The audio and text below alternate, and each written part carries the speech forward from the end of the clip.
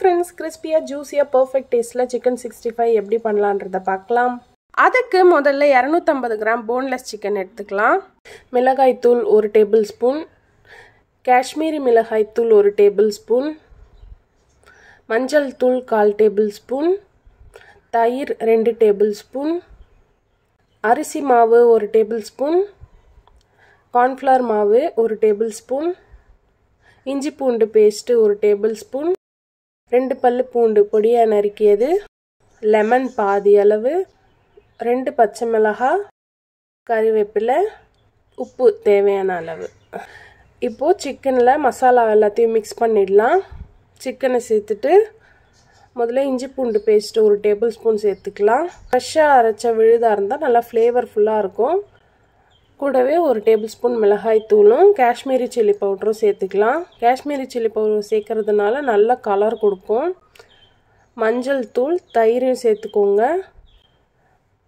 தயிர் சேர்க்கறதுனால சிக்கன் நல்லா சாஃப்டாகும். மேலே கிறிஸ்பியாக வர்றதுக்கு அரிசி மாவும் கார்ன்ஃப்ளவரையும் சேர்த்துடலாம்.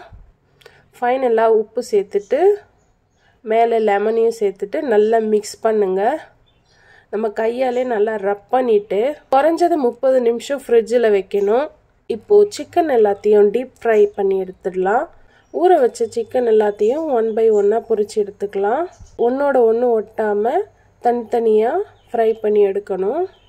மேலே நல்லா கிறிஸ்பியாக வரணும்னா லாஸ்ட் ஃபியூ செகண்ட் சிம்மில் வச்சுட்டு ஃப்ரை பண்ணி எடுத்தீங்கன்னா நல்லா கிறிஸ்பியாக வரும்.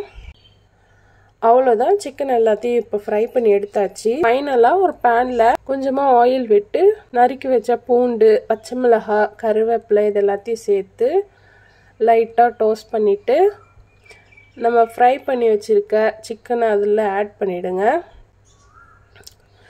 இந்த ஸ்டெப் பண்ணுறதுனால நல்ல ரெஸ்டாரண்ட்டில் சாப்பிட்ற மாதிரி ஃப்ளேவர் கொடுக்கும்.